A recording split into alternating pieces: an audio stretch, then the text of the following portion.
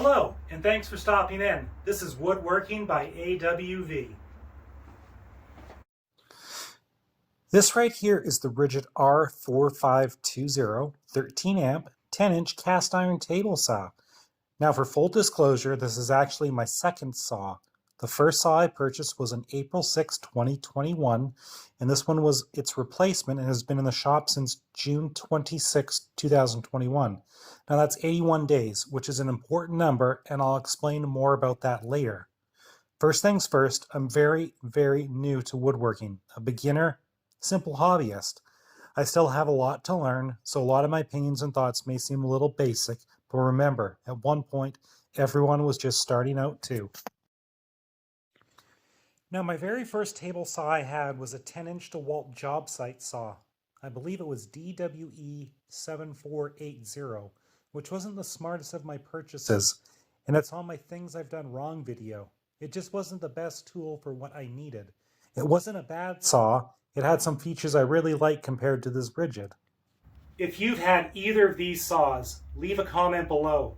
Let's help each other out. Now, the first thing I do like about this saw is the cast iron tabletop. It was a huge upgrade for me. The second was the price. At the time of filming, this saw is currently unavailable at the Home Depot where I am. But hey, that's 2022 for you. But the saw is under $800 Canadian. When you compare that to a saw stop at over $2,000, it's a big price difference. I know you get a lot more for the $1,200 difference, but when you're on a limited budget and doing this purely as a hobby, sometimes a $2,000 tool purchase isn't an option. The saw is movable with its integrated caster system. Now, having 3 wheels means it's movable, but it is not the most nimble to locate in tight spaces.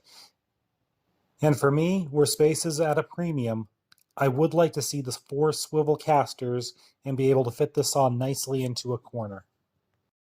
Now, here are some of the common issues from reviews about the saw, and my feelings on them.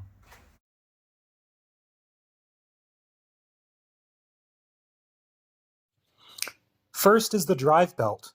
Now, this is my second saw, and I have not had any issues with the drive belt, but I did encounter an issue with the first saw I had for the 81 days. This comes into my second negative aspect of the reviews, the height adjustment. The 81-day-old saw had that issue. It was very difficult to raise the blade, and I really didn't understand why. The new saw had a similar issue, and what I found is there was a bolt causing some binding, not only to raise the blade, but also causing the belt to lose tension. As you can see, there isn't a bolt there. I've taken mine off. I'm not an engineer, but it seems like a poor design.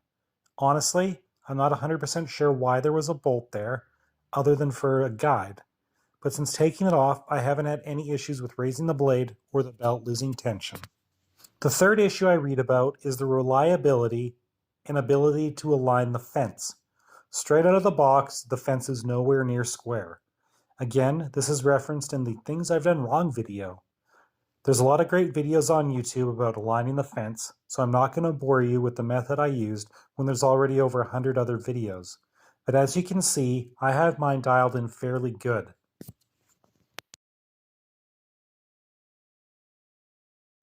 The fourth issue is low power. Now I can see why that may be an issue, and I have questioned that as well. Recently I was ripping some maple with a combination blade, and the saw was really struggling. But I purchased a 24-tooth ripping blade, and honestly, it cuts like a dream. So the saw may be a bit underpowered, but you can work around that with dedicated blades. The fifth and final negative comment is the extension tables. Yes, the main table is cast iron and very flat. The extension tables, they're flimsy. No matter how much I've tried to square them to the cast iron table, I haven't been able to get them 100%. They're close, and that works for me. You could easily upgrade these to plywood or hardboard extension, but for me, these work.